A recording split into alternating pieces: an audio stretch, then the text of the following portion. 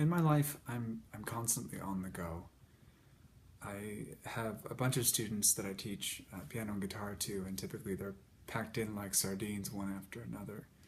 With a schedule like this, or even with a lighter schedule, just being a dad, being married, having kids, it can be so easy to blow through life without really thinking about what's going on from day to day, without thinking about how we're treating the people around us, without thinking about why we're doing what we're doing. And it's because so many of us are so busy that I really appreciate this next spiritual practice that I'm going to talk about, which is looking back on the day with Jesus. Now, this act of looking back on the day with Jesus, we do this at the end of the day, and it's kind of like an examination of conscience. If you're a Catholic, maybe you know what that is, or if you've ever heard about that. An examination of conscience is basically the act of looking back on the day and trying to think about, where have I sinned? What have I done wrong? What do I need to confess to God? Looking back on the day with Jesus is kind of like that. But the emphasis is not so much on yourself or your sin, but more on other people. Basically, the way that this works is kind of like this.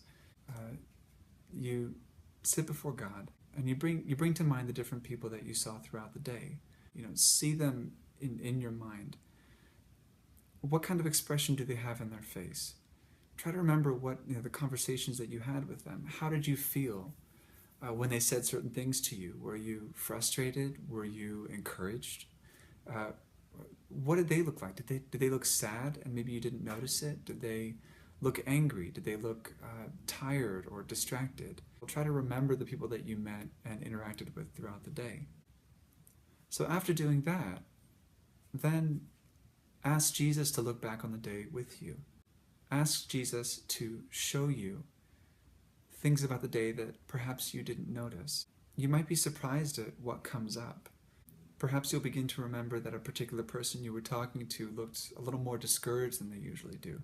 Perhaps you'll remember a moment when you felt like you could have said something but you didn't, or when you said something but you felt like you shouldn't have. After looking back on the day with Christ, then go on to perhaps ask God for forgiveness for things that you should have done that you didn't do.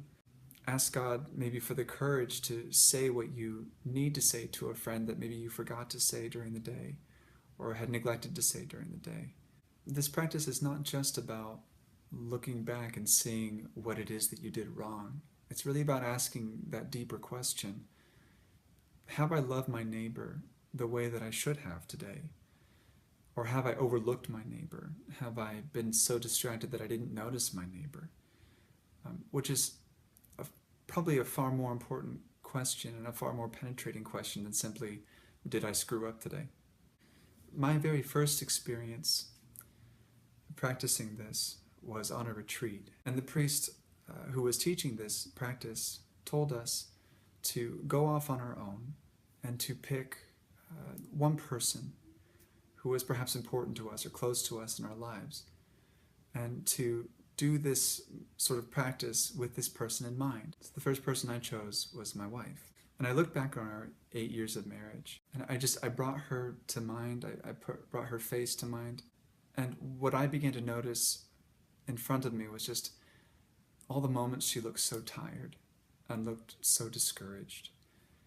I thought of all the moments when I should have been more kind to her and I wasn't, when I should have been more understanding and I wasn't. And just this flood of guilt came over me. And I just felt horrible for all the times I had just treated my wife so badly and been so inconsiderate of her needs and her weaknesses. And so, I'm losing it, right? And I'm just bawling, thankfully by myself in the forest somewhere. And then I asked Jesus to look at my wife with me and to show me what he notices. And I felt like his voice was telling me, John, you are her hero. You are her best friend. She doesn't know what she'd do without you. And of course, that just leads me to start crying all the more. Thankfully, my other experiences doing this have not been so emotional. Typically, when I do this practice, I don't do it all the time, but when I do, I'll often remember a person's particular facial expression. Sometimes I'll remember that a particular student was was more sad or discouraged than they usually are. I'll realize perhaps that I could have said something that could have helped. Another effect of this practice is that it hasn't just made me more aware of people and the way I treat people in that moment when I'm thinking about it, but it's made me more aware of that throughout the day. I'll find myself appreciating my children more. I'll find myself noticing those little things they do now that I know they're not going to do when they grow up, like just randomly singing, or the little things that they tell me or say to me that, only a 4 or 5-year-old would say. It makes me more appreciative of the here and now. It kind of helps me stop and smell the roses a bit more. So I'd encourage you to try this yourself and see what happens. I mean, the great thing about all these spiritual practices is that they really open you up to whatever it is God wants to tell you and show you. And that can be an amazing thing. Thanks for watching.